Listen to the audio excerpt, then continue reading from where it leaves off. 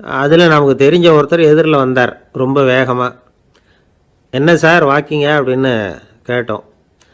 அவரால் ஆமாம்னு பதில் சொல்ல முடியல, அவ்வளவு கஷ்டம். மூச்சு விடுறதுக்கே வாயை திறந்து திறந்து மூடிட்டு இருக்கிறார். எங்கே பேசுறது? கொஞ்சம் நின்று நிதானித்து மூச்சு விட்டுட்டு அதுக்கப்புறம் சொன்னார் ஆமாம் அப்படின்னு. என்ன சார் இவ்வளவு வேகம்னோ? உங்கள் பேச்சை கேட்டுவிட்டு தான் சார் நடக்க ஆரம்பித்தோம். நீங்கள் தான் அடிக்கடி சொல்லிகிட்டு இருந்தீங்க நடக்கிறது நல்லதுன்னு. அன்னையிலேருந்து ஆரம்பிச்சுட்டேன். ஆனால் ரொம்ப கஷ்டமாக இருக்குது சார். இப்போ பாருங்கள், உங்கள்கிட்ட சுலபமாக பேசக்கூட முடியல, மூச்சு வாங்குது, உடம்பு கூட வலிக்கிறது மாதிரி இருக்குது அப்படின்னு அவர் பாட்டுக்கு பேச ஆரம்பிச்சிட்டார். உங்களை யார் சார் இவ்வளவு வேகமாக நடக்க சொன்னது? வேகத்தை குறைங்க, மெதுவாக நடங்க அப்படின்னோம். நீங்கள் நடக்கிறதுனால என்னென்ன சௌகரியம்னு அன்னைக்கு சொன்னீங்களே தவிர சௌகரியமாக நடக்கிறது எப்படின்னு சொல்லலையே அப்படின்னார் அவர். இன்னமும் லேசாக மூச்சு வாங்கிக்கிட்டே சொன்னால் கூட இவர் சொல்கிறதுலே ஒரு நியாயம் இருக்குது. அதனால் இந்த நடைப்பயிற்சி பண்ணுறவங்க கவனிக்க வேண்டிய சில முக்கியமான குறிப்புகள் இருக்குது. அது என்னென்னங்கிறத அவங்க தெரிஞ்சுக்கணும். அது தெரிஞ்சு வச்சுக்கிறது நல்லது. இதெல்லாம் மருத்துவ நிபுணர்கள் சொல்கிற குறிப்புகள். அவங்க என்ன சொல்கிறாங்க தெரியுமா? உங்கள் வயசு 40க்கு மேலேயா? உங்கள் எடை இருக்க வேண்டியதை விட 10 கிலோ அதிகமாக இருக்குதா? நீங்கள் புகை பிடிக்கிறவரா? இதய நோய், இரத்த நாள நோய், உயர் இரத்த அழுத்தம் இப்படி ஏதாவது உங்களுக்கு உண்டா? அப்படின்னா நீங்கள் உங்கள் இஷ்டத்துக்கு வரிஞ்சு கட்டிக்கிட்டு நடைப்பயிற்சி பண்ண ஆரம்பிச்சிடாதீங்க. முதல்ல ஒரு மருத்துவ பரிசோதனை பண்ணிக்கோங்க, அதுதான் நல்லது அப்படின்னு அவங்க சொல்கிறாங்க. நடக்கிறப்போ, உடற்பயிற்சி செய்கிறப்போ மார்பு பகுதியில் அல்லது வேறு எங்கேயாவது தொடர்ந்து வலி இருந்ததுன்னா பயிற்சியை நிறுத்தி விட்டு டாக்டரை போய் பார்க்கணும். நடைப்பயிற்சி பண்ணுறப்போ உங்கள் சக்திக்கு தகுந்த மாதிரி மெதுவாக அதிக கஷ்டம் இல்லாமல் முன்னேறலாம். அங்கே என்ன போட்டியாக வைக்கிறாங்க? முந்திக்கிட்டு போய் என்ன பண்ண போகிறோம்? பரிசாக வாங்க போகிறோம். அதனால் நிதானம் அவசியம் அப்படிங்கிறது அவங்க ஆலோசனை. தொந்தரவு கொடுக்காத ஷூ, ட்ரெஸ்ஸு இதுகளை உபயோகப்படுத்துங்க. பாதத்தில் ஆடு தசை இருக்குல்ல, அங்கே ஏதாவது பிரச்சனை இருந்ததுன்னா டாக்டரை பாருங்கள். இந்த பாதத்தில் வலி வரும் அந்த இடத்துல. வெயில் காலமாக இருந்தால் தலைக்கு தொப்பி வச்சுக்கோங்க. பனியில் நடந்தாலும் அப்படி தான், தலையை பத்திரமா பார்த்துக்குங்க. நம்மக்கிட்ட ஏதோ கொஞ்சம் உருப்படியாக தெரியறது அது தானே. உடற்பயிற்சிக்கு முன்னாடி பின்னாடி பயிற்சி செய்கிறப்போ நிறைய தண்ணி குடிக்கலாமா. முதல் 1 மாதத்துக்கு கொஞ்சம் தளர்த்தியாக சாவகாசமாக நடக்கலாம். மணிக்கு 3 அல்லது 4 கிலோமீட்டர் வேகம்னு வச்சுங்களேன். அதுக்கப்புறம் வேகத்தை அதிகப்படுத்தலாம். மணிக்கு 6 அல்லது 8 கிலோமீட்டர் அளவுக்கு நடக்கலாம். நல்ல கையை வீசிக்கிட்டு நடக்கணும். மூச்சு விடுற எண்ணிக்கை அதிகரிக்கணும். இது மாதிரி ஒரு 30 நிமிஷம் நடக்கலாம். தனியாக நடந்து போகிறதுக்கு உங்களுக்கு என்னமோ மாதிரி இருக்குதா? கூட யாரையாவது சேர்த்துக்குங்க. ஒரு குரூப்பாக சேர்ந்து போகலாம். நடக்கிறதுங்கிறத ஒரு சந்தோஷமான சமாச்சாரமாக ஆக்கிக்கணும். தினம் இப்படி நடக்க வேண்டி இருக்குதே அப்படின்னு புலம்பிக்கிட்டே போகக்கூடாது. சில பேர் நடக்கிறப்போ கடந்த காலத்தை அசை போட்டுக்கிட்டே போவாங்க. சில பேர் வருங்காலத்தை அசை போட்டுக்கிட்டே போவாங்க. சில பேர் முக்கியமான திட்டம்லாம் இப்படி நடக்கிறப்ப தான் தீர்மானம் பண்ணுவாங்க. நடக்கிறதுனால மன இறுக்கம் குறையுது, பரபரப்பு குறையுது, மன ஆற்றல் பெருகுது, தன்னம்பிக்கை வளருது, முதுமை தள்ளி போகுது, செயல்திறன் அதிகரிக்குது. இதை தவிர உடம்புக்கும் பல விதமான சௌகரியங்கள் ஏற்படுது. அதனால் இது வரைக்கும் நடக்க ஆரம்பிக்காதவங்க இனிமேல் இந்த குறிப்புகளை கவனத்தில் வச்சுக்கிட்டு நடக்க ஆரம்பிச்சுடலாம். சார்லஸ் லேம்ப் அப்படின்னு ஆங்கில இலக்கிய மேதை ஒருத்தர், அவர் ஒரு தரம் உடம்பு சரியில்லைன்னு டாக்டர்கிட்ட போனாராம். டாக்டர் அவரை பார்த்துட்டு, நீங்கள் தினமும் காலையில் வெறும் வயத்தில் நடக்கணும் அப்படின்னாராம். வெறும் வயத்தில் நடக்கிறதுக்கு நான் தயார், ஆனால் வயிறு கிடைக்கணுமே சார். யார் வயத்து மேலே நடக்கிறது டாக்டர் அப்படின்னு கேட்டாராம் இவர்.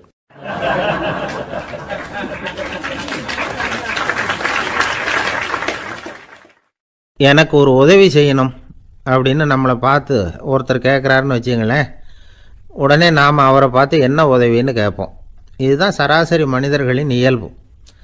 ஆனால் ஒருத்தர் எனக்கு ஒரு உதவி செய்யணும் அப்படின்னு கேட்ட உடனே என்ன உதவின்னு கூட கேட்காம சரி செய்கிறேன் அப்படின்னு ஒத்துக்கிறது இருக்கு பாருங்கள், அது கொஞ்சம் அபூர்வம். அந்த காலத்தில் ஒருத்தர் இருந்தார். அவர் எப்படி தெரியுமா? உதவி கேட்குறவங்க நல்லவங்களா கெட்டவங்களா அப்படின்னு கூட பார்க்கல, தனக்கு நன்மையா தீமையா அப்படின்னு கூட பார்க்கல, உதவி செய்கிறேன்னு புறப்பட்டுட்டார். அவர் யார் தெரியுமா? அவர் தான் நல சக்கரவர்த்தி. அவர் மாதிரி நாமும் உதவி கேட்குறவங்களுக்கு உடனே உதவி செய்கிறதுக்கு தயாராக இருக்கணும் அப்படின்னு சொன்னார் ஒரு ஆன்மீக பேச்சாளர். நல சரித்திரத்தை அவர் சொல்லிக்கிட்டு இருந்தார்.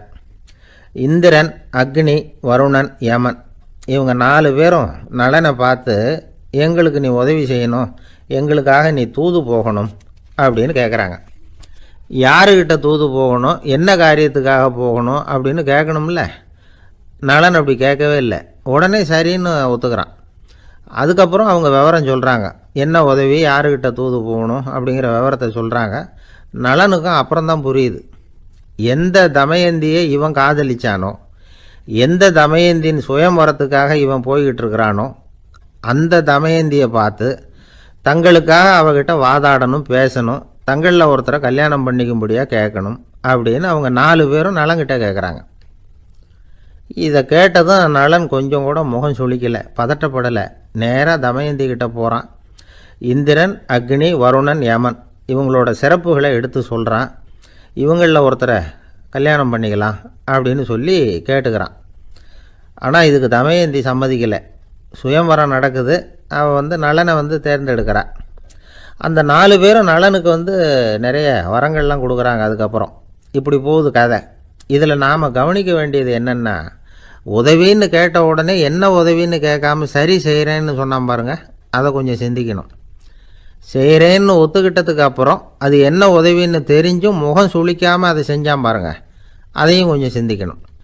நம்மால் ஒருத்தன் ஒரு நண்பனை தேடி போனான், எனக்கு ஒரு உதவின்னா சரி சொல்லுன்னா, இப்போ உங்ககிட்ட 2 கார் இருந்தால் என்ன பண்ணுவேன்னா, உடனே அதில் ஒன்று உங்ககிட்ட கொடுத்துருவேன்னா, அவன் உங்ககிட்ட 2 பங்களா இருந்தால் என்ன பண்ணுவேன்னா, அதில் ஒன்று உங்ககிட்ட கொடுத்துருவேன்னா, உங்ககிட்ட 2 பேனா இருந்தால் என்ன பண்ணுவேன்னா, அதில் ஒரு பேனாவை உங்ககிட்ட கொடுக்க மாட்டேன்னா அவன். ஏன்டா அப்படி சொல்கிறேன்னா, ஏன்னா இப்போ நிஜமாகவே என்கிட்ட 2 பேனா இருக்குது, அதனால் அப்படி சொல்கிறேன் அப்படின்னு நானான் அவன். ரொம்ப பேருக்கு கூட்டத்தில் பேசுகிறதுன்னா பயம், நமக்கு ஒன்றும் தெரியாதுன்னு மற்றவங்க நினச்சிடக்கூடாதுங்கிற எண்ணம் தான் இதுக்கு காரணம். ரொம்ப முக்கியமான ஒரு கூட்டம்னா பயமும் அதிகமாக இருக்கும். முக்கியமானவங்கள்லாம் வருவாங்களே, அவங்களாம் நம்மளை பற்றி மட்டமாக நினச்சிருவாங்களே அப்படிங்கிற பயம் வந்துடும். ஆனால் மேடை பேச்சுங்கிறது அவ்வளவு கடினமான ஒரு காரியம் இல்லைங்கிறாங்க அது சம்பந்தமான நிபுணர்கள்.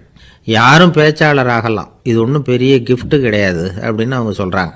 நீங்கள் ஒரு சிறந்த பேச்சாளர் ஆகணுமா அப்படின்னா அதுக்குன்னு சில ஆலோசனைகளை சொல்லி வச்சுருக்கிறாங்க அனுபவசாலிகள்.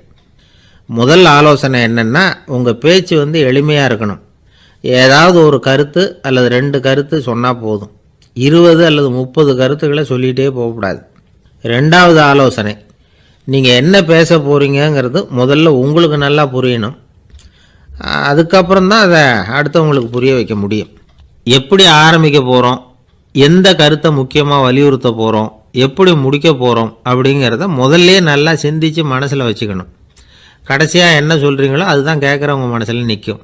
3வது ஆலோசனை என்னென்னா, உங்கள் பேச்சு சுருக்கமாக இருக்கணும். ஒரு 15 நிமிஷம் பேசுகிறது ரொம்ப பொருத்தம், மணிக்கணக்கில் பேசிக்கிட்டு இருக்கிறது நல்லதில்லை. 4வது ஆலோசனை, நீங்கள் பேசுகிறது உண்மையாக இருக்கணும். உங்களுக்கு உண்மையான அனுபவங்கள் இருக்கும், அதை சொல்லலாம்.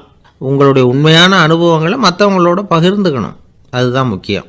5வது ஆலோசனை, ஆரம்பத்தில் கொஞ்ச நேரம் உங்களை பற்றியும் எதிரில் உள்ளவங்களை பற்றியும் சம்மந்தப்படுத்தி ஏதாவது பேசி ஒரு நெருக்கத்தை ஏற்படுத்திக்கணும்.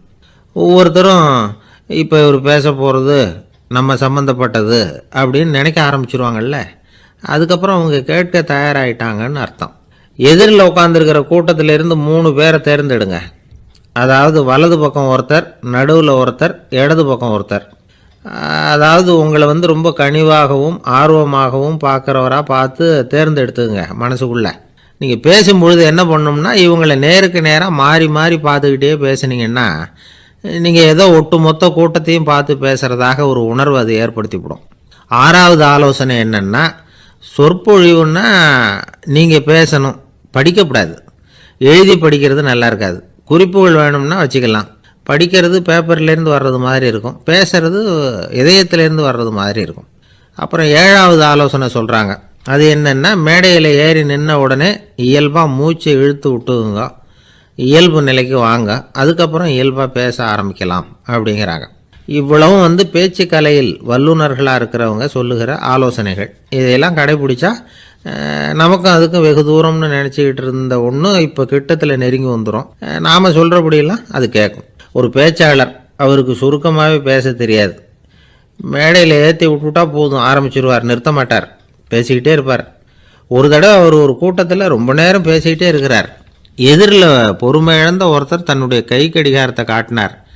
அதை கவனித்த பேச்சாளர், மன்னிக்கணும், கை கடிகாரம் நான் கொண்டுகிட்டு வர மறந்துட்டேன், அதுதான் நேரம் போனதே தெரியல அப்படின்னு சொல்லியிருக்கிறார். இதுக்கு அவர் சொன்னாராம் கோபமாக, ஏய்யா கடிகாரத்தை தான் பார்க்க முடியல, மறந்துட்டேன், பக்கத்தில் மாட்டியிருக்கிற கேலண்டரையாவது பார்க்கக்கூடாதா அப்படின்னாராம். கப்பல் கடலில் போய்கிட்டு இருக்கு. புயல், சூறாவளி, அலையெல்லாம் பெருசாக ரொம்ப உயரமாக உண்டாகுது. கடுமையான காற்றிலேயும் வேகமான அலைகள்லேயும் சிக்கி அந்த கப்பல் தடுமாறுது. திசை மாறி போச்சு. எந்த பக்கம் போயிட்டு இருக்கிறோம்னே தெரியல. அந்த கப்பலை செலுத்திக்கிட்டு இருந்த மாலுமி ரொம்ப சாமர்த்தியமாக செயல்பட்டார். தன்னுடைய அறிவாற்றலையும் திறமையையும் முழுமையாக பயன்படுத்தினார். அந்த கப்பலை கட்டுப்படுத்தினார். மெதுவாக அந்த சூறாவளியிலிருந்து கப்பலை காப்பாற்றி கரைக்கு கொண்டுட்டு வந்து சேர்த்துட்டார். மாலுமின்னு ஒருத்தர் இருந்ததுனால அந்த மரக்கலம் காப்பாற்றப்பட்டது. மாலுமின்னு ஒருத்தர் இல்லைன்னு வச்சுக்கோங்க, அந்த கப்பலோட கதி என்னவாக இருக்கும் யோசிச்சு பாருங்க. ஒரு கோபக்காரனுடைய நிலைமையும் அப்படித்தானா. கோபக்காரன்கிறவன் ஒரு மாலுமி இல்லாத மரக்கலம் அப்படிங்கிறார் நபிகள் நாயகம். கொந்தளிக்கிற கடலில் கொடுமையான அலைகளின் உச்சியில் அல்லல் படுகிற மரக்கலத்தை விட மோசமானது கோபக்காரனின் நிலைமை அப்படிங்கிறது அவருடைய கருத்து. அது மாதிரி இதுன்னு சொல்லல, அதை விட மோசம் இது அப்படிங்கிறார். ஏன் தெரியுமா? ஒரு கப்பல் கடலில் தடுமாறுனா அதை சரிப்படுத்த மாலுமி இருக்கிறார்.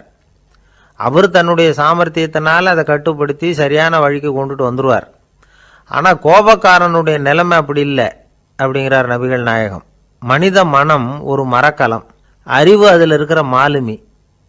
மாலுமி மரக்கலத்தை செலுத்துகிறான், அவனுக்கு கட்டுப்பட்டு அது ஓடுது. ஆனால் கோபக்காரனுங்கிற மனுஷங்கிட்ட அறிவுங்கிற மாலுமி சரியாக வேலை செய்ய மாட்டான். ஏன்னா கோபம் அந்த மாலுமியின் கண்களை அவிச்சிரும், காதுகளை கேட்காம பண்ணிவிடும். கண்ணையும் காதையும் மூடிவிட்டு கப்பலை ஓட்டுனா எப்படி ஓட்டுறது? அதனால் கோபக்காரன் மாலுமி இல்லாத மரக்கலம். இடி மின்னலில் மாட்டிக்கிட்டு கஷ்டப்படுற கப்பல் மாதிரி கஷ்டப்படுறான். பெரியவங்கள்லாம் என்ன சொல்கிறாங்க? உனக்கு கெடுதல் பண்ணவனுக்கும் நீ நன்மையை செய், எவருடைய விருப்பு வெறுப்பையும் பொருட்படுத்தாதே, பரம எதிரிக்கும் நீ நன்மை செய்ய ஆரம்பிச்சா உன்னுடைய தூய நிலையை பார்த்துட்டு அவனும் உனக்கு நெருக்கமான நண்பனாக ஆயிடுவான். இதுதான் பெரியவங்க நமக்கு சொல்லியிருக்கிறது. புனித குரான் சொல்கிறது என்ன? தீமையை நன்மையை கொண்டே நீர் தடுத்து கொள்ளும் அப்படின்னு சொல்லப்பட்டிருக்கு. அதில் இன்னா செய்தாரை ஒருத்தல் அவர் நாண நன்னயம் செய்து விடல் அப்படிங்கிறார் திருவள்ளுவர். செல்வந்தர் ஒருத்தர்கிட்ட ஒரு சிறுவன் ஆடு மேய்ச்சிக்கிட்டு இருந்தானா. பெரியவர் அவனை கூப்பிட்டு, நீ நேராக போய் ஒரு ஆட்டில் உள்ள ரொம்ப நல்ல பகுதி எதுவோ அதை எடுத்துக்கிட்டு வா அப்படின்னாரான். இவன் போனான். ஒரு ஆட்டு உடம்புல இருந்த நாக்கு, இருதயம், இது ரெண்டையும் எடுத்துகிட்டு கொடுத்தானான். பெரியவர் வாங்கி பார்த்தார். அதுக்கப்புறம் இப்போ நீ போய் இன்னொரு ஆட்டில் இருக்கிற ரொம்ப கெட்ட பகுதி எதுவோ அதை எடுத்துகிட்டு வா அப்படின்னாரான். இவன் போய் எடுத்துகிட்டு வந்தான்.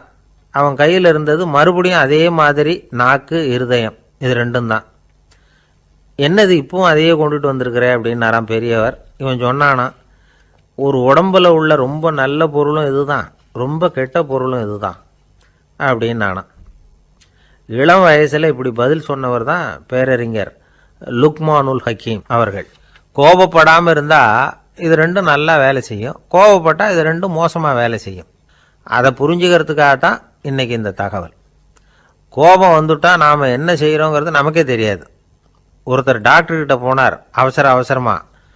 டாக்டர், எனக்கு இப்போ கடுமையான கோப வெறி, எனக்கு கண்ணு மண்ணு ஒன்றும் புரியல, உடனடியாக அதை கட்டுப்படுத்தணும், உடனே இதுக்கு ஏதாவது ஒரு மாத்திரை கொடுங்க ப்ளீஸ் அப்படின்னார். அந்த டாக்டரும் உடனே ஒரு மாத்திரையை கொடுத்து, இதை உடனே போடுங்க, நான் தண்ணி கொண்டுட்டு வரேன்னு உள்ளே போனார். தண்ணியோடு திரும்பி வந்தார். இவர் சொன்னார், டாக்டர், நீங்கள் கொடுத்த மாத்திரை ரொம்ப பெருசாக இருந்தது, இருந்தாலும் கஷ்டப்பட்டு முழுங்கிட்டேன்னார். டாக்டர் சந்தேகத்தோடு மேசையை பார்க்குறார். பார்த்தா மாத்திரை அங்கேயே இருக்குது, பேப்பர் வெயிட்டை காணலை. தானத்தில் சிறந்தது எது அப்படின்னு ஒரு கேள்வியை கேட்டு, தானத்தில் சிறந்தது நிதானம் அப்படின்னு அதுக்கு ஒரு பதிலும் சொல்கிறவங்க உண்டு. நிதானம் ரொம்ப அவசியம், அதுவும் இன்றைய உலகத்துக்கு ரொம்ப அவசியம். இன்றைக்கி உலகம் ரொம்ப பரபரப்பாக போய்கிட்டு இருக்குது. பொறுமையாக இருக்கணும்னு நினைக்கிறவங்களால கூட அப்படி இருக்க முடியறதில்ல. பொறுமையை சோதிக்கிறது மாதிரி பல சம்பவங்கள். அதையெல்லாம் சந்திச்சே தீர வேண்டியிருக்குது. எங்கே போனாலும் க்யூவில் நிற்க வேண்டியிருக்குது. எங்கே போனாலும் காத்துக்கிட்டு இருக்க வேண்டியிருக்கு. ஆஃபீஸ்லேயோ வீட்லேயோ கூட நீங்கள் நிதானமாக பொறுமையாக நடந்துக்க தெரியலன்னா உங்களுக்கு சிடுமூஞ்சி, முசுடு இப்படிலாம் பேர் வச்சுருவாங்க. அது உங்களுக்கு தேவையா? சரி, வாழ்க்கையில் பொறுமைசாலின்னு பேர் வாங்கிறதுக்கு என்ன வழி? முதல் பாயிண்ட், நீங்கள் நினைக்கிறது, எதிர்பார்க்கறது, செய்கிறது எல்லாமே 100% கரெக்டாக நடக்கணும்னு ஆசைப்படக்கூடாது. எதுவாக இருந்தாலும் அதில் ஓரளவுக்கு தவறு நடக்கலாம் அப்படிங்கிறத எதிர்பார்த்தே இருக்கணும். ஓரளவுக்கு அதை அனுமதிக்கணும். ஒரு நண்பரை 6 மணிக்கு ஒரு இடத்துக்கு வர சொல்லியிருக்கிறீங்க. 6 மணிக்கு அவர் வரலை. உடனே பொறுமை இழந்து நடந்துக்கக்கூடாது. ஒரு 10 நிமிஷம் டிலே ஆகலாம். ஒரு வர்ற வழியில் பஸ்ஸு கூட ஏதாவது டிராஃபிக்கில் மாட்டியிருக்கலாம். அதெல்லாம் எதிர்பார்த்தே கொஞ்சம் காத்திருக்கிறதுல ஒன்றும் தப்பு இல்லை. சில சமயம் டிலே ஆகிறது கூட நல்லதாக முடியும்.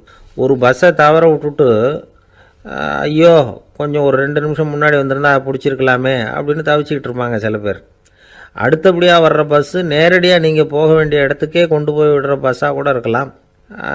அது உங்களுக்கு முன்னாடி தெரியாதுல்ல. சில நெருக்கடியான சூழ்நிலைகளை தமாஷா எடுத்துக்கிறதுக்கு பழகிக்கணும். சில இடங்களுக்கு போகிறப்ப காத்திருக்கிறதுக்கு நம்ம மனசை தயார்படுத்திக்கிட்டே போகணும். ஒரு ரயிலுக்கோ பஸ்ஸுக்கோ அல்லது விமானத்துக்கோ கப்பல் பிரயாணத்துக்கோ போகிறப்போ அங்கே போய் நீங்கள் மணிக்கணக்கில் கூட காத்துக்கிட்டு தான் இருக்கணும்.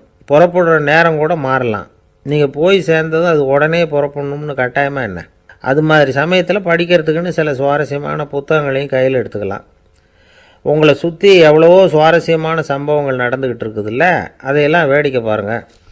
எதுக்காக காத்துக்கிட்டு இருக்கிறோமோ அந்த காரியத்தில் உண்மையாகவே நமக்கு ஒரு அக்கறை இருந்தால் நமக்கு போர் அடிக்காது. சில கோயில்களில் பார்த்துருப்பீங்க, தரிசனத்துக்காக பக்தர்கள் நாள் கணக்கில் காத்துக்கிட்டு இருப்பாங்க. அவங்களெலாம் அழுத்துக்கிறது இல்லை. ஆண்டவனை தரிசிக்கணுங்கிற உண்மையான அக்கறை இருக்கிறதுனால அவங்களுக்கு போர் அடிக்கிறது இல்லை. ஆனால் சில சினிமா தியேட்டரில் கூட பார்க்கலாமே, சினிமா க்யூ கூட அப்படி தான். சாயந்தரம் 6 மணி ஆட்டத்துக்கு காலம்பரம் 6 மணிக்கே போய் கூட காத்துக்கிட்டு இருப்பாங்க. அவங்களுக்கெல்லாம் போர் அடிக்காது, படம் பார்க்குற ஆர்வம். இன்னொரு முக்கியமான விஷயத்தை நாம் பழக்கப்படுத்திக்கணும். லிவ் ஃபார் தி மூமெண்ட் அப்படிங்கிறாங்க நிபுணர்கள். ரொம்ப பேர் எப்படின்னா அடுத்தபடியாக நடக்க போகிற விஷயத்திலேயே கவனமாக இருப்பாங்க. அந்த நினைப்புலேயே இந்த நிமிஷத்தை பொறுமை இல்லாமல் கழிப்பாங்க. ஒருத்தர் இருக்கார், அவர் எப்படின்னா ஆஃபீஸ் முடியறதுக்குள்ளேயே சார் 5 மணிக்கெல்லாம் ரெடியாக இருங்க, நாம் அந்த ஹோட்டலில் போய் டிஃபன் சாப்பிட்ணும் அப்படின்னு 4 மணிலேருந்து சொல்லிகிட்டு இருப்பார். 4:55 பரபரப்பாக ஓடி வருவார். 2 பேரும் புறப்படுவோம், ஹோட்டலுக்கு போவோம், சாப்பிட்டுக்கிட்டு இருப்போம். அப்படி சாப்பிட்டுட்டு இருக்கிறப்ப சார் சாப்பிட்டு முடித்ததும் நேராக ஒரு ஜவுளி கடைக்கு போகிறோம் அப்படிம்பார். பரபரக்க சாப்பிட்டு முடிப்பார், புறப்படுவார். ஜவுளி கடையில் அவசரமாக சீக்கிரம் பில் போடுங்க சார், சினிமாவுக்கு நேரம் ஆகிடும்பார். சினிமா தியேட்டரில் உட்காந்து அடுத்தபடியாக எங்கே டின்னர் சாப்பிட்றதுன்னு யோசனை பண்ணிகிட்டு இருப்பார். ராத்திரி படுக்கையில் விழுந்ததுக்கு அப்புறமும் நாளைக்கு காலையில் எழுந்திரிச்சதும் அதை பண்ணணும் இதை பண்ணணும்னு திட்டம் போட்டுக்கிட்டே இருப்பார். அதாவது எப்போவும் அடுத்த நிமிஷம், அடுத்த நாள், அடுத்த வாரம், அடுத்த வருஷம், இதுதான் அவங்க சிந்தனை. இந்த நிமிஷம் என்ஜாய்மெண்ட்டை அவங்க இழந்துடுறாங்களாம். அதனால தான் வாழ்நாள் பூரா பொறுமையின்மை, அவஸ்தை, அல்லல். அதனால் நாம் எல்லோரும் வாழ்க்கையில் நிதானமாக இருக்கிறதுக்கு கற்றுக்கணுமா. அதுக்காக இந்த நிதானத்துக்கு வேறு விதமான அர்த்தம் பண்ணிக்கக்கூடாது. ஒருத்தர் அப்படித்தான் ஒரு தடவை அவருடைய குதிரை காணாமல் போயிட்டு தான். அதுக்காக அவர் கவலைப்படலை, நிம்மதியாக இருந்தார், சந்தோஷமாக இருந்தார். என்ன சார் இது, உங்கள் குதிரை திருட்டு போயிட்டுதுங்கிறீங்க, நீங்கள் கவலைப்படாமல் இருக்கிறீங்களே அப்படின்னு கேட்டாங்களாம். அதுக்கு அவர் சொல்லியிருக்கார், நல்ல வேலை சார், கட்டியிருந்த குதிரை காணாமல் போயிருக்குது. நான் அது மேலே உட்காந்துருக்கிற சமயம் அது காணாமல் போயிருந்ததுன்னா, திருட்டு போயிருந்ததுன்னா நானும் சேர்ந்தில் காணாமல் போயிருப்பேன் அப்படின்னாராம். எவ்வளவு நிதானமான ஆள் பாருங்கள். ஒரு நண்பர் சினிமா படம் தயாரிக்கிறவர், அவர்கிட்ட ஒரு நாள் பேசிக்கிட்டு இருந்தேன். அது எப்படி சார், நீங்கள் எடுக்கிற எந்த படமும் கையை கடிக்காத அளவுக்கு எடுத்துடுறீங்களே, அது எப்படின்னு கேட்டேன். அது ஒன்றும் பெரிய விஷயம் இல்லை சார், பெண்களுக்குன்னு சில உருக்கமான காட்சிகள், இளைஞர்களுக்குன்னு சில நடனங்கள், அடிதடி காட்சிகள், அப்புறம் வயசானவங்களுக்குன்னு சில ஆன்மீக காட்சிகள், சின்ன பிள்ளைங்களுக்கு சிரிப்பு, இப்படி எல்லாமும் சேர்த்து நான் படம் எடுக்கிறேன். மசாலா படம்னு பேர். இது ரொம்ப பெருசாக இல்லைன்னாலும் ஓரளவுக்கு சுமாராக ஓடிடும், கையை கடிக்காது அப்படின்னார். இது ஒரு உத்தி. சில பத்திரிகை ஆசிரியர்களும் இந்த உத்தியை கையாளுறது உண்டு. இந்த உத்திக்கு பார்னம் உத்தி அப்படின்னு பேர். பார்னம் எஃபெக்ட் அப்படின்னு சொல்லுவாங்க. அதாவது ஃபீனியஸ் டி பார்னம் அப்படின்னு ஒருத்தர் அமெரிக்காவில் இருந்தாராம். அதாவது 19ஆம் நூற்றாண்டில் அமெரிக்காவில் கொடிகட்டி பறந்த ஒரு சர்க்கஸ் நிறுவனத்தின் அதிபர் அவர். இந்த உலகத்தில் ஒவ்வொரு நிமிஷமும் ஒரு ஏமாளி பறந்துக்கிட்டே இருக்கிறான் அப்படிங்கிறது அவருடைய சித்தாந்தம்.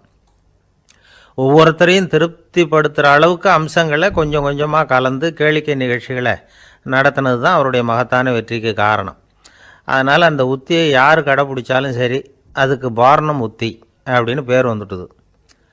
ஜோசியம் சொல்கிறவங்களுக்கும் இந்த உத்தி தான் கை கொடுக்குது. ஒரு விஷயத்தை ஒருத்தருடைய கோள் நிலைகள் அல்லது கையெழுத்து நிரூபிக்கிறதாக அவர்கிட்ட சொன்னால் அதை அவர் நம்பிவிடுவார். ஆனால் அந்த விஷயம் நல்லதாக இருக்கணும், நேர்மையானதாக இருக்கணும், அதாவது பாசிட்டிவாக இருக்கணும். 8ஆம் இடத்துல குரு, 9ஆம் இடத்துல சனி, நீங்கள் ஒரு பெரிய மேதை தான் அப்படின்னு சொல்லுவாங்க. கேட்குறவங்களுக்கு அதை மறுக்கிறதுக்கு மனசு வராது. அப்படி சொல்லும் பொழுது கூடவே என்ன கொஞ்சம் முன்கோபம் அதிகமாக இருக்கும், இருந்தாலும் அது உடனே மறைஞ்சிரும் அப்படின்னு சில அற்ப விஷயங்களையும் சொன்னாலும் அதையும் சரிதான்னு சொல்லி ஒத்துக்குவாங்க. ஆளுமையை எடை போடுகிற ஒரு நிறுவப்பட்ட உத்தியின் மூலமாக தன்னுடைய குணாதிசயங்கள் கண்டுபிடிக்கப்பட்டதாக அவர் நம்புறது தான் இதுக்கு காரணம். இந்த மாதம் பணத்தட்டுப்பாடு கொஞ்சம் இருக்கும், உடம்புல ஏதாவது கொஞ்சம் அசௌகரியம் இருக்கும், வீட்டுக்குள்ளே லேசாக மனஸ்தாபம் வரலாம், இது மாதிரி பொதுப்படையாக சிலதை சொன்னாலே போதும், மக்களை நம்ப வச்சுடலாம். இதெல்லாம் நமக்கு மட்டும்தான் ஏற்படுது அப்படின்னு சொல்லி அவங்க நினைக்கிறது தான் காரணம். இதுதான் பாரணம் உத்திங்கிறது. மனிதர்கள் பாராட்டுக்களை விரும்புகிறதும் விமர்சனங்களை வெறுக்கிறதும் பாரணம் உத்தியின் அடுத்த கூறு. அதனால் ஒருத்தருக்கு ஜோசியம் சொன்னாலும் சரி, அவருடைய ஆளுமையை மதிப்பிடுறதாக இருந்தாலும் சரி, அவரை புகழற மாதிரி இருந்தாலும் சரி, அப்படி இருந்தால் தான் அது சரியாக இருக்கும். சாதகமான விஷயங்களை அதிகமாகவும் பாதகமான விஷயங்களை நாசூக்காகவும் சொன்னால் மக்கள் அதை நம்பிவிடுவாங்க. ஒருத்தரை கருமின்னு சொன்னால் ஏற்றுக்க மாட்டார். அதையே கொஞ்சம் மாற்றி நீங்கள் கொஞ்சம் சிக்கனமான ஆசாமி அப்படின்னு சொன்னால் நீங்கள் சொல்கிறது சரிதான் சார் அப்படிம்பார். நீங்கள் பெரிய செலவாளி தான், இருந்தாலும் நல்ல விஷயங்களுக்கு தான் செலவழிப்பீங்க அப்படின்னு சொல்லணும். இப்படி இந்த பாரணம் உத்தியை கடைப்பிடிச்சி இன்றைக்கி வெற்றிகரமாக காலம் தள்ளுறவங்க நிறைய பேர் இருக்கிறாங்க. இந்த உலகத்தில் ஒவ்வொரு நிமிஷமும் ஒரு ஏமாளி பறந்துக்கிட்டே இருக்கிறான் அப்படிங்கிறது தான் ஃபீனியஸ் பார்னம் அவர்களுடைய நம்பிக்கை. அதை விட அடுத்தவங்களை ஏமாளியாக நினைக்கிற மனுஷர்கள் தான் இன்றைக்கி உலகத்தில் ரொம்ப அதிகம். ஒருத்தர் தன்னுடைய மேலதிகாரிகிட்ட போய், ஐயா ஒரு நாள் லீவு வேணும், என் தங்கச்சிக்கு கல்யாணம் அப்படின்னார்.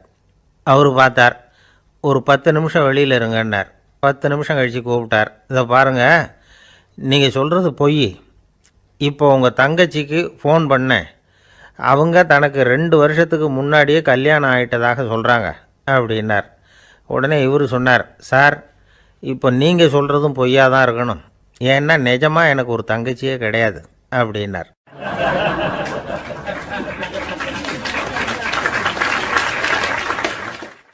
திருநெல்வேலி மாவட்டத்தில் கோவில்பட்டிக்கு பக்கத்தில் உள்ள ஊர் கடம்பூர். காமராசர் முதலமைச்சராக இருந்த காலம். கடம்பூரில் ஒரு பள்ளி சீரமைப்பு மாநாடு நடக்குது. அந்த பக்கத்தில் உள்ள பள்ளிக்கூடம்லாம் அதில் கலந்துக்குது. கண்காட்சி வேறு, ஊர் பூரா விழா கோலம். மறுநாள் மாநாடு நடக்க போகுது. ஆனால் முதல் நாளே மழை பிடிச்சிக்கிட்டுது. மறுநாளும் அது விடாமல் பேஞ்சிக்கிட்டு இருக்குது. காமராசர் காலையிலேருந்து பல்வேறு நிகழ்ச்சிகளில் கலந்துக்கிட்டு சாயந்தரமாக கடம்பூருக்கு சேர வேண்டியவர்.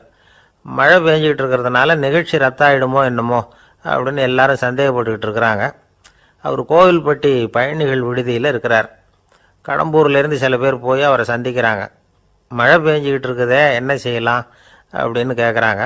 மழை பெஞ்சால் நல்லது தானே, அதுக்காக மாநாட்டை எதுக்காக ரத்து செய்யணும், ஆசிரியர்கள் எவ்வளவு கஷ்டப்பட்டு ஏற்பாடு பண்ண மாநாடு, கட்டாயம் வந்துடுறேன் அப்படின்னாராம் காமராசர். உடனே புறப்பட்டார். மழையை பொருட்படுத்தாத மக்கள் கூட்டம், அது கலையாமல் காத்துக்கிட்டு இருக்கிறாங்க அவ்வளோ பேரும். தலைவர் வந்துட்டார்னு தெரிஞ்சது ஜனங்களுக்கு ஏகப்பட்ட உற்சாகம். ஜனங்கள் அவ்வளவு உற்சாகமாக வரவேற்றாங்க. மாநாடு ஆரம்பமாச்சு. மலர் மாலைகள் மலை மாதிரி குவிய ஆரம்பிச்சுட்டுது. வரிசையாக ஒவ்வொரு கல்வி நிலையம் சார்பாகவும் வரவேற்பு பத்திரம் வாசித்து கொடுக்குறாங்க. என்ன வாசிக்கிறாங்கங்கிறத காமராசர் கூர்ந்து கவனிக்கிறார். ஏகப்பட்ட புகழ் மொழிகள், ரொம்ப பாராட்டி புகழ்ந்து என்னென்னமோ வாசிச்சுக்கிட்டு இருக்கிறாங்க. கொடை வள்ளலே, குணக்குன்றே, மலையே, கடலே, இப்படி தமிழ் மொழியில் பாராட்டுறதுக்கு எத்தனை வார்த்தைகள் உண்டோ அத்தனையும் அதில் சேர்த்துருக்குறாங்க. காமராசர் பொறுமை இழந்துட்டார். போதும் போதும், உங்கள் எல்லாரையும் பார்த்து 2 வார்த்தை பேசிவிட்டு போகிறதுக்காக தான் நான் வந்திருக்கிறேன். எல்லாரும் மழையில் சிரமப்பட்டு நின்றுக்கிட்டு இருக்கிறீங்க. இப்படி என்ன புகழ்ந்து படிச்சுக்கிட்டே இருந்தால் எப்படி அப்படின்னாராம். அதுக்கப்புறம் பேசி முடிச்சிருக்கிறார். மாநாட்டு நிகழ்ச்சிகள் முடிஞ்சதும் இன்னொரு நிகழ்ச்சியில் கலந்துக்கிறதுக்காக புறப்பட்டாராம். ஒரு திறந்த ஜீப்பில் அவரை ஊர்வலமாக அழைச்சிக்கிட்டு போயிருக்கிறாங்க. தெருவில் 2 பக்கமும் ஏகப்பட்ட கூட்டம். அங்கங்கே ஜீப்பை நிறுத்தி ரோஜா மாலை, ஜருக மாலை இப்படி போட்டுக்கிட்டே இருக்கிறாங்க. அதையெல்லாம் அப்படி அப்படியே வாங்கி அங்கங்கே நின்றுக்கிட்டு இருந்த குழந்தைகள்கிட்டையும் தாய்மார்கள்கிட்டையும் கொடுத்துக்கிட்டே போகிறார். அந்த சமயத்தில் கூட்டத்துக்கு அப்பால் ஒரு பெரியவர் கையில் ஒரு மல்லிகை சரத்தோடு நின்றுக்கிட்டு இருக்கிறார். அவரால் முண்டி அடிச்சுக்கிட்டு முன்னால் வர முடியல. காமராசர் இதை கவனிக்கிறார். அவ்வளவுதான், உடனே நிறுத்தப்பா வண்டியை அப்படிங்கிறார். ஜீப்பு நிற்கிது. டிரைவரை பார்த்து, அதோ பார், அங்கே ஒருத்தர் நிற்கிறார் பார், அவர் இங்கே அழைச்சிட்டு வா அப்படின்னாராம். கூட்டம் வழி விடுது. அந்த பெரியவரை கிட்டத்தில் அழைச்சிட்டு வர்றாங்க.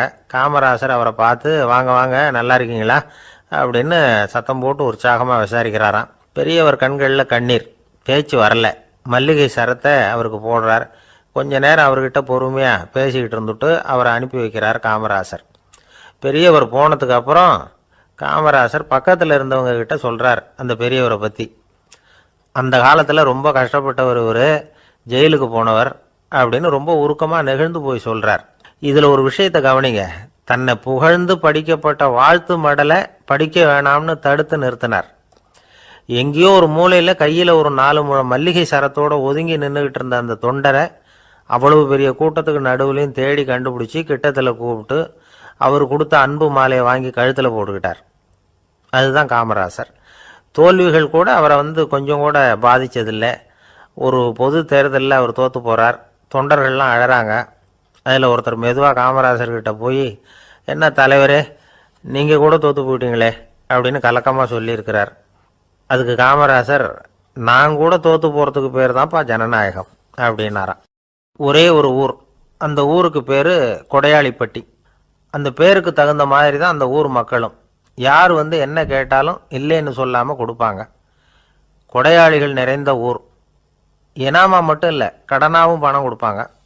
யாருக்காவது அவசரமாக பணம் தேவைப்பட்டதுன்னு வச்சுக்கோங்க, அந்த ஊருக்கு போய் வாங்கிக்கலாம். பத்திரம் தேவையில்லை, சாட்சி தேவையில்லை, ஜாமீன் தேவையில்லை, எந்த உத்தரவாதமும் கேட்காம பணம் கொடுத்துருவாங்க. நம்மால் ஒருத்தனுக்கு பணம் தேவைப்பட்டது. சொந்த பந்தமெல்லாம் கேட்டு பார்த்தா யாரும் கொடுக்குற வழியாக தெரியல. எல்லாரும் அவங்கவுங்க சௌரியத்தை பார்க்குறவங்க, அடுத்தவங்க சௌரியத்தை பற்றி கவலைப்படாதவங்க. இவன் எல்லாரையும் கேட்டு பார்த்துட்டு சோர்ந்து போய் உக்காந்துட்டான். அந்த நேரம் தான் கொடையாளிப்பட்டியை பற்றி கேள்விப்பட்டான். அப்படி ஒரு ஊர் இருக்கிறது தெரிஞ்சதும் அந்த ஊருக்கு வழி கேட்டுக்கிட்டு ஒரு நாள் புறப்பட்டு போனான். வயல்காட்டு வழியாக போக வேண்டியிருந்தது. மெதுவாக நடந்து ஊர் எல்லைக்கு வந்துட்டான். 2 பக்கமும் விவசாய வேலைகள் மும்முரமாக நடந்துக்கிட்டு இருக்குது. ஏர் உழுதுகிட்டு இருக்கிறாங்க. அப்போ அங்கே ஒரு ஆளை பாம்பு கடிச்சுட்டுது.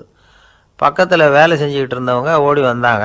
அவசரமாக செய்ய வேண்டிய முதல் உதவியெல்லாம் செஞ்சு பார்த்தாங்க. பலன் இல்லை. அந்த ஆள் செத்து போட்டான்.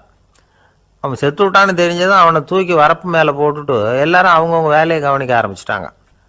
அங்கே ஒரு ஆள் இவனை பார்த்து சொன்னான், ஐயா, நீங்கள் போகிற வழியில் இவன் சொந்தக்காரன், இவனுக்கு சோறு கொண்டுகிட்டு வருவான், இவன் இங்கே செத்துட்டான்னு அவங்ககிட்ட சொல்லிவிடுங்க அப்படின்னா.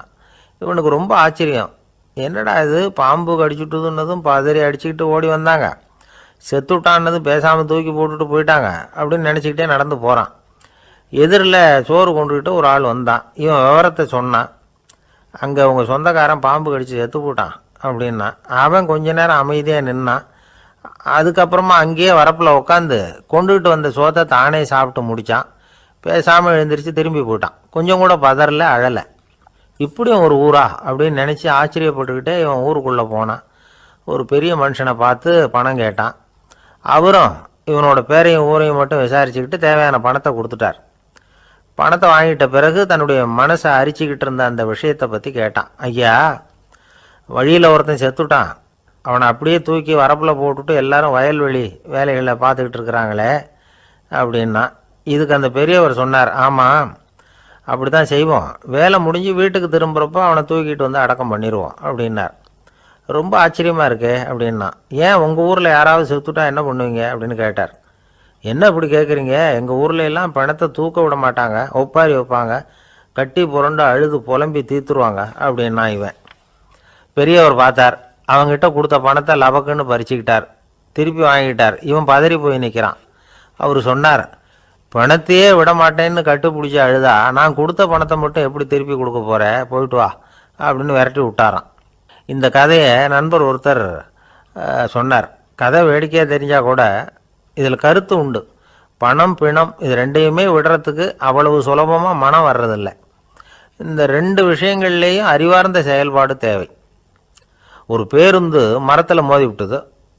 எல்லாரும் அடிபட்டு முனைகிட்டு கிடக்கிறாங்க. டிரைவர், கண்டக்டர் இவங்களுக்கும் அடி. அவங்களும் ஒரு பக்கம் கிடக்கிறாங்க. ஒரு மூலையில் கிடக்கிற ஒருத்தன் மெதுவாக முக்கி முனகி கண்டக்டர்னு சத்தம் போடுறான். கண்டக்டர் மெதுவாக நகர்ந்து அவங்ககிட்ட போய் என்னன்னு விசாரிக்கிறார். அவன் ரொம்ப சிரமப்பட்டு வாயை திறந்து ஒரு 15 காசு சில்லற பாக்கி அப்படின்னானான். ஒரு கடற்கரை ஓரம், அங்கே ஒரு சின்ன கிராமம். அந்த கிராமத்தில் ஒரு சின்ன பள்ளிக்கூடம். கடற்கரை ஓரத்தில் உள்ள ஒரு விடுதியில் ஓய்வுக்காக ஒருத்தர் வந்து தங்கியிருக்கிறார். பள்ளிக்கூடத்தில் ஏதோ விழா நடக்கிறது மாதிரி தெரிஞ்சுது. உடனே அவர் அந்த பக்கமாக வந்தார். இங்கே என்ன நடக்குதுன்னு விசாரித்தார். பள்ளி ஆண்டு விழா நடக்குதுன்னாங்க. உடனே போனார். கண்காட்சி ஒன்று வச்சுருந்தாங்க. உள்ளே போய் பார்த்தார். பள்ளிக்கூடத்தில் படிக்கிற மாணவர்களை சொந்தமாக தயார் பண்ண பொருள்களை காட்சிக்கு வச்சுருக்கிறாங்க. அந்த ஊர் மக்கள்லாம் அதை கூட்டம் கூட்டமாக போய் பார்த்துக்கிட்டு இருக்கிறாங்க. இவரும் ஆர்வமாக அதையெல்லாம் பார்த்துக்கிட்டே போகிறார். ஒரு இடத்துல ஒரு சின்ன ரயில் செஞ்சு வச்சுருந்தாங்க. மாணவர்களே தயார் பண்ணது. மின்சாரத்தால் அது ஓடுறது மாதிரி பண்ணி வச்சுருந்தாங்க. அதில் ஒரு சின்ன பொத்தான் இருக்கும். அது அமுக்குனா ரயில் ஓடும், சுற்றி சுற்றி வரும். மாணவர்கள் எதிரில் நின்று அதுக்கு விளக்கம் கொடுத்துக்கிட்டு இருக்கிறாங்க. இவர் அதை கவனித்தார். ரயில் ஓடுறத பார்த்தார். அங்கே நின்றுக்கிட்டு இருந்த மாணவர்கள்கிட்ட விளையாட்டாக கேட்டார், ஏப்பா இந்த ரயில் எதனால் ஓடுது அப்படின்னு கேட்டார். இவர் சக்தியினால் ஓடுது அப்படின்னாங்க மாணவர்கள். அது என்ன சக்தின்னு கேட்டார். அதுக்கு பேர் மின்சாரம் அப்படின்னாங்க. சரி, நீங்கள் மின்சாரத்தை பார்த்துருக்குறீங்களா அப்படின்னார். நாங்கள் பார்த்தது இல்லைங்க, ஆனால் இதை செய்யறதுக்கு எங்களுக்கு உதவி பண்ண ஆசிரியர் ஒரு பட்டதாரி, ஒரு கால் அவர் பார்த்துருக்கலாம் அப்படின்னாங்க. அவர் எங்கே இருக்காருன்னு கேட்டார். இதோ அழைச்சிட்டு வர்றோம்னு ஓடினாங்க. அவர் அழைச்சிட்டு வந்தாங்க. அவர்கிட்ட ஒரு பெரியவர் கேட்டார், மின்சாரத்தை நீங்கள் பார்த்துருக்குறீங்களா அப்படின்னு. மின்சாரத்தை பார்க்குறதாவது நான் பார்த்ததே இல்லை. நான் பார்த்தது அது செயல்படுற விதத்தை தான். அது விளக்கை வந்து எரிய வைக்குது, ரயிலை ஓட வைக்குது, இது மாதிரி எத்தனையோ எந்திரங்களை வந்து செயல்பட வைக்குது. ஆனால் உண்மையிலேயே அது என்னன்னு எனக்கு தெரியாது. ஒருவேளை இந்த பள்ளிக்கூடத்து தலைமை ஆசிரியருக்கு தெரிஞ்சிருக்கலாம், ஏன்னா அவர் ஒரு மேல்நிலை பட்டதாரி அப்படின்னாராம் அவர். சரின்னு போய் தலைமை ஆசிரியரை கூப்பிட்டுக்கிட்டு வந்தாங்க. அவர்கிட்டையும் இதே கேள்வி கேட்டாராம் அவர். மன்னிக்கணும், இந்த கேள்வி இதுவரைக்கும் யாரும் என்கிட்ட கேட்டதில்லை. சக்தியை யாரும் பார்க்க முடியாது, ஆனால் அது செயல்படும் விதத்தை தான் பார்க்க முடியும் அப்படின்னாராம் அவர். இப்போ இது வரைக்கும் கேட்டுக்கிட்டு இருந்த பெரியவர் சிரித்தார். சிரிச்சுட்டு சொன்னாராம், சரி அதுக்காக ஒன்றும் கவலைப்படாதீங்க, என்னுடைய பெயர் தாமஸ் ஆல்வா எடிசன் அப்படின்னாராம். இதை கேட்டதும் அங்கே இருந்தவங்களுக்கெல்லாம் அதிர்ச்சி, ஆச்சரியம். என்னது, நீங்கள் தானா எடிசன்? நீங்கள் எவ்வளவு மின்சார கருவிகளை உண்டாக்கி இருக்கிறீங்க, நீங்களா இந்த கேள்வியை கேட்டது அப்படின்னாங்களாம். ஆமாம், நான் தான் கேட்குறேன், ஏன்னா நானே மின்சாரத்தை பார்த்தது கிடையாது அப்படின்னாராம் அவர். அன்புங்கிறது இப்படிப்பட்டது தாங்கிறார் ஓஷோ. அன்புங்கிறது நம்ம உடற்கூறு அமைப்பில் இல்லை, அது நம்ம உடம்புல உள்ள சுத்த சக்தியின் வெளிப்பாடு. அதை உணரத்தான் முடியுமே தவிர பார்க்க முடியாது.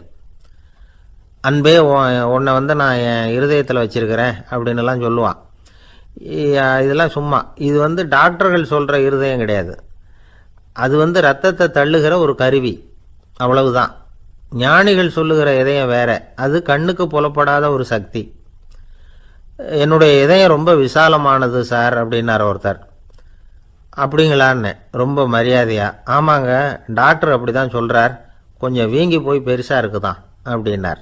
இப்பெல்லாம் நம்ம ஊரில் மாமியார் மருமகள் ஒருத்தர் நல்லா புரிஞ்சுக்கிட்டு நல்ல விதமாக தான் இருக்கிறாங்க பல இடத்துல.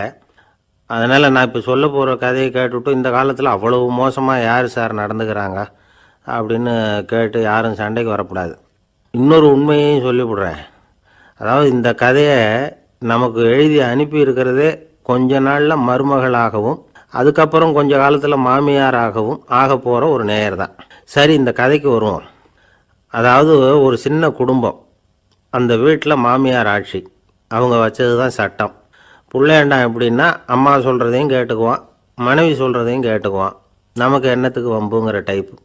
மருமகள் பேரில் குறை கண்டுபிடிக்கிறதுலையே அந்த மாமியாருக்கு ஒரு சுவாரஸ்யம். சின்ன சின்ன விஷயத்துலலாம் குத்தம் கண்டுபிடிச்சிக்கிட்டே இருக்கிறாங்க. பொதுவாக எல்லாரும் எப்படின்னா ஏதாவது ஒரு காரணத்துக்காக சண்டை போட்டுக்கிட்டு இருப்பாங்க. அந்த அம்மா எப்படின்னா ஏதாவது ஒரு சண்டையை போடுறதுக்காக காரணத்தை தேடிக்கிட்டு இருப்பாங்க. அப்படி ஒரு மனசு. அந்த மருமக பொண்ணு பாவம் பயந்து பயந்து ஒவ்வொரு காரியமும் செஞ்சுக்கிட்டு வந்தது. இப்படியே பல வருஷம் ஓடி போட்டுது.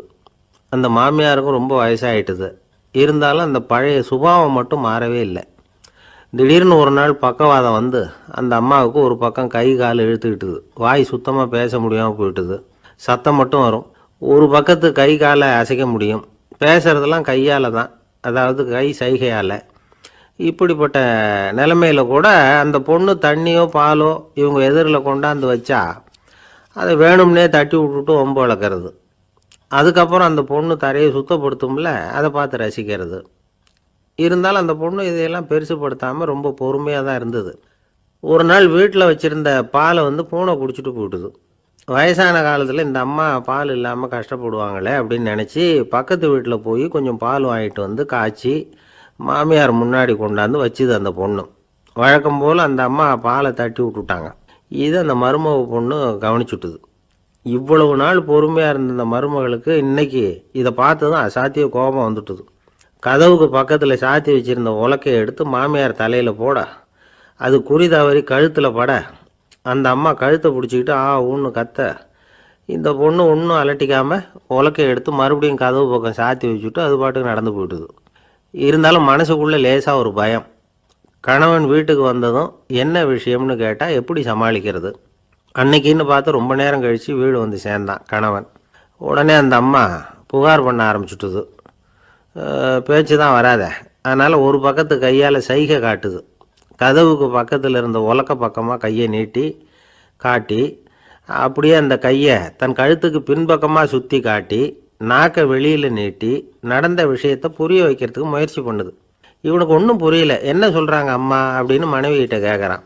அதுக்கு அந்த பொண்ணு ரொம்ப புத்திசாலித்தனமா, என்னங்க உங்கள் அம்மா சொல்கிறது உங்களுக்கு இன்னும் புரியலையா? அவங்க உங்களை பார்த்து என்ன சொல்கிறாங்கன்னா, ஏண்டா உலக்க மாதிரி நிற்கிற, சாக போகிற எனக்கு சங்கிலி எதுக்கு, என் கழுத்தில் கிடக்கிற இந்த சங்கிலியை கழட்டி என் மருமக கழுத்தில் போடுறா அப்படின்னு சொல்கிறாங்க அப்படின்னு தான். ஓ அப்படியா விஷயம்னு சொல்லி அம்மா கழுத்தில் இருந்த சங்கிலியை எடுத்து மனைவி கழுத்தில் போட்டுட்டு, அம்மா உன் விருப்பப்படியே போட்டாச்சு, இனிமேலாவது நிம்மதியாக படுத்து தூங்கு அப்படின்னு சொல்லிவிட்டு உள்ளே போயிட்டான். பார்த்தீங்களா கதையை? அதனால தான் மாமியார்கள் சைகை காட்டுறதுன்னா கூட இனிமேல் ஜாக்கிரதையாக இருக்கணும். ஆஃபீஸில் வேலை பார்க்குற ஒருத்தர் வந்தார். பேசாமல் ஒரு 10 நாள் லீவு போட்டுடலாமா பார்க்குறேன் அப்படின்னார். ஏன்னு கேட்டோம். என்னுடைய மேலதிகாரி ஒரு முசுடு சார், அவர்கிட்ட வேலை பார்க்குறது ரொம்ப கஷ்டமாக இருக்குது அப்படின்னார். ஆஃபீஸில் வேலை பார்க்குறவங்கெல்லாம் ஒரு விஷயத்தை நல்லா ஞாபகத்தில் வச்சுக்கணும். மேலதிகாரிங்கிறவர் ஒரு பெரிய மகான் இல்லை, அவரும் ஒரு மானிட பிறவி தான். சராசரி மனுஷனுக்குள்ள பலம் பலவீனம் ரெண்டும் அவருக்கும் உண்டு. அதனால் அவரை கொஞ்சம் அனுசரித்து போகிறதுக்கு பழகிறது தான் நல்லது. மேலதிகாரிகளில் பல வகை உண்டு. அதில் முக்கியமாக 3 வகை. அதில் ஒரு வகை எப்படி தெரியுமா? உங்களை ஒரு வேலை செய்கிற மெஷினாக மட்டுமே நினைக்கக்கூடிய வகை. இவங்கள்லாம் எப்படின்னா, எங்கேயாவது வெளியூர் போயிருந்தால் கூட அங்கேருந்து ஃபோன் பண்ணுவாங்க, அந்த வேலை என்னாச்சு இந்த வேலை என்னாச்சு அப்படின்னு. இவங்களுக்கெல்லாம் உங்கள் நலனை பற்றியோ உங்கள் குடும்பத்தை பற்றியோ அக்கறை இருக்காது. நீங்கள் சொல்கிற யோசனை எதுவும் இவங்ககிட்ட எடுபடாது. கொடுத்த வேலையை பாரு, நீ எனக்கு புத்தி சொல்ல வேணாம் அப்படிம்பாங்க. இவங்களை அனுசரித்து போகிறதுக்கு ஒரே வழி, இவங்க எதை சொன்னாலும் சரின்னு சொல்லிவிட்டு வேலையை கவனிக்க வேண்டியது தான். இவங்கக்கிட்ட வேறு எந்த கேள்வியும் கேட்டுக்கிட்டு இருக்கக்கூடாது. ஆமாம் சாமி போடுறது கௌரவ குறைச்சல் இல்லை, அது ஒரு அலுவலக சௌகரியம், அவ்வளவுதான். இன்னொரு வகையான மேலதிகாரிகள் எப்படி தெரியுமா? இவங்கள்லாம் ஆஃபீஸ் வேலையை பற்றி அதிகமாக கவலைப்பட்டுக்கிட்டு இருக்க மாட்டாங்க. தங்களுடைய சொந்த இமேஜ் பாதிக்கப்படக்கூடாதுங்கிறதுலையே கவனமாக இருப்பாங்க. இவங்கெல்லாம் அடிக்கடி உங்கள் நலனை விசாரிப்பாங்க. அதே மாதிரி நீங்களும் அவரை விசாரிக்கணும்னு எதிர்பார்ப்பாங்க. இந்த ரக அதிகாரிகளுக்கெல்லாம் புது வருட வாழ்த்து அனுப்பலாம், பிறந்தநாள் வாழ்த்து அனுப்பலாம். அவருக்கு எங்கேயாவது ஒரு பாராட்டு விழா நடந்தால் முதல் வரிசையில் போய் உட்காந்து உங்கள் முகத்தை காட்டலாம். ஆஃபீஸ் வேலையை மட்டுமே பார்க்குற பணியாளர்கள் இது மாதிரி அதிகாரிகள்கிட்ட நல்ல பேர் வாங்க முடியாது. இன்னொரு வகையான மேலதிகாரிகள் உண்டு. அவங்க எப்படின்னா, ஆஃபீஸ் வேலையை பற்றியும் கவலைப்பட மாட்டாங்க, தனக்கு கீழே வேலை பார்க்குறவங்கள பற்றியும் கவலைப்பட மாட்டாங்க. எக்காரணம் கொண்டும் தன்னுடைய பொசிஷனுக்கு ஆபத்து வந்துடக்கூடாதுன்னே நினைக்கக்கூடியவங்க இவங்க. இவங்களால் கடுமையான வேலை செய்யவும் முடியாது. தீர்மானிக்கவும் முடியாது. எந்த முடிவையும் எடுக்காமல் அப்படியே தள்ளி போட்டுக்கிட்டே போடுவாங்க எல்லாத்தையும். இதனால் என்ன ஆகும்னா, இவருக்கு கீழே வேலை பார்க்குற உங்களுக்கு பொறுப்பு அதிகமாகிடும். இவங்ககிட்ட போய் பிரச்சனையை மட்டும் சொல்லி பிரயோஜனம் இல்லை. அதுக்கான முடிவுகளை நீங்களே சொல்லணும். அப்போ தான் இது மாதிரி அதிகாரிகள்கிட்ட நல்ல பேர் வாங்கலாம். அட்லீஸ்ட் கெட்ட பேர் வாங்காமலாவது காலம் தள்ளலாம். ஆஃபீஸில் வேலை பார்க்குறவங்க முக்கியமாக சில விஷயங்களை ஞாபகத்தில் வச்சுக்கணும். ஆஃபீஸில் நடக்கிற நல்லது கெட்டது எதுவாக இருந்தாலும் உடனடியாக மேலதிகாரிகிட்ட தெரிவிக்கிறது நல்லது. மூன்றாவது மனிதர் மூலமாக அதை அவர் தெரிஞ்சுக்கிறது அவ்வளவு நல்லதில்லை. எந்த மேலதிகாரியுமே தான் இந்த சர்பாஸ் செய்யப்படுறத விரும்புறதில்லை. அதனால் அவருக்கு தெரியாமல் மேலிடத்துக்கு மணி எழுதி போடக்கூடாது. அப்படி எழுதி போடுறவங்க சில பேர் இருக்கிறாங்க. நீங்களும் உங்கள் மேலதிகாரியும் தொழில் ரீதியாக ஒரே படிப்பு படித்தவராக இருக்கலாம். அப்படி இருந்ததுன்னா அட்ஜஸ்ட் பண்ணி போகிறது கொஞ்சம் கஷ்டம்தான். இதை மனசில் வச்சுக்கிட்டு நடந்துக்கணும். உங்களுக்கும் அவருக்கும் அபிப்பிராய பேதமா, அது அவருக்கும் உங்களுக்கும் உள்ள தனிப்பட்ட பிரச்சனை. அதை விளம்பரப்படுத்திகிட்டு இருக்கக்கூடாது. அது அவருடைய கோபத்தை கிளறும்.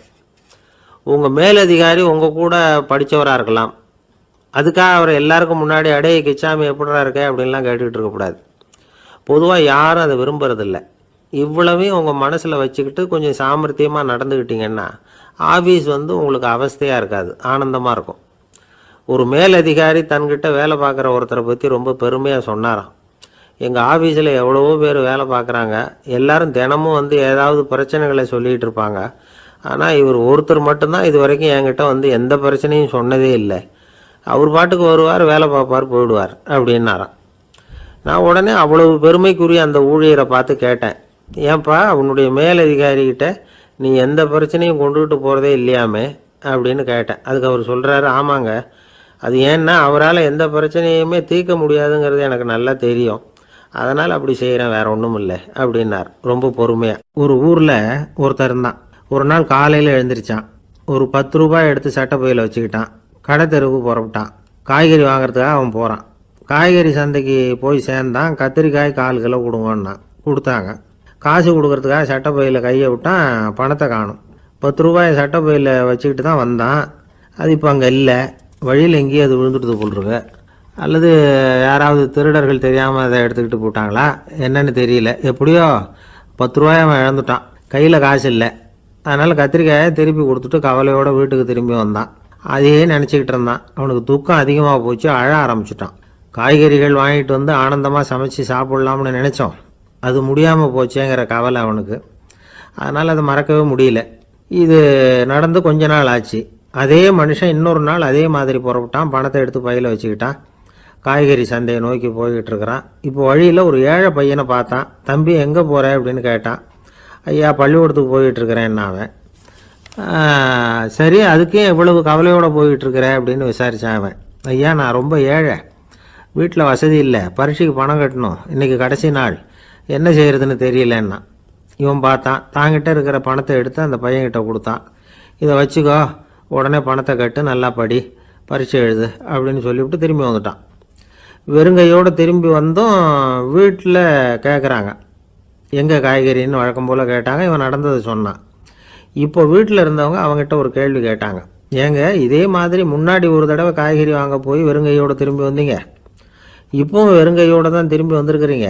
ஆனால் முன்னாடி வந்தப்போ வருத்தமாக இருந்தீங்க, இப்போ உங்கள் முகத்தில் வருத்தம் தெரியலையே அப்படின்னு கேட்டிருக்கிறான். அதாவது வீட்டில் இருக்கிறவங்க கேட்டாங்களாம். இப்போ அந்த மனுஷன் யோசிக்க ஆரம்பித்தானான். இந்த 2 நிகழ்வுகளுக்கு என்ன வித்தியாசம்? போன தடவை அவன் பணத்தை இழந்தான், இந்த தடவை அவன் பணத்தை இழந்திருக்கிறான். போன தடவை யாரோ திருடிட்டு போயிட்டாங்க, இந்த தடவை அவனாவே ஒரு பையன் பேரில் இறக்கப்பட்டு எடுத்து கொடுத்துருக்குறான். அன்னைக்கு பணம் போயிட்டுதேன்னு வருத்தமாக இருந்தது, இன்றைக்கி பணம் போனாலும் மனசுக்கு மகிழ்ச்சியாக இருக்குது, நிறைவாக இருக்குது. கொஞ்சம் யோசிச்சு பாருங்கள். பணத்தை இழந்தது மகிழ்ச்சிக்கோ வருத்தத்துக்கோ காரணமாக இருக்க முடியாது. அப்படின்னா வேறு எது காரணம்? அன்றைக்கு பணத்தை இழந்துட்டேன்னு அழுதான், இன்றைக்கு பணத்தை இழந்தாலும் மகிழ்ச்சியாக இருக்கிறான். ஆகவே மகிழ்ச்சிக்கும் துக்கத்துக்கும் இழப்பு காரணம் அல்ல, இழப்பு பற்றிய நம்முடைய அறிவு தான் காரணம் அப்படிங்கிறது பெரியவர்களுடைய கருத்து. எந்த பொருளும் நமக்கு கவலையை உண்டு பண்ணுறதில்ல, அந்த பொருள் பேரில் நாம் வைக்கிற பற்று தான் கவலையை உண்டு பண்ணுது. பொருள்கள் நம்ம விட்டுட்டு போயிட்டா நாம் அழுதுகிட்டு இருக்கிறோம், நாமே அதுகளை விட்டுட்டு வந்துட்டா மகிழ்ச்சியாக இருக்கிறோம். இந்த உண்மையை புரிஞ்சுக்கிட்டு நம்முடைய வாழ்க்கையை நல்ல விதமாக அமைச்சிக்கணும். ஒரு ஆள் அழுதுகிட்டு இருந்தான். ஏன்டா அழுகுறேன்னு கேட்குறார் ஒருத்தர்.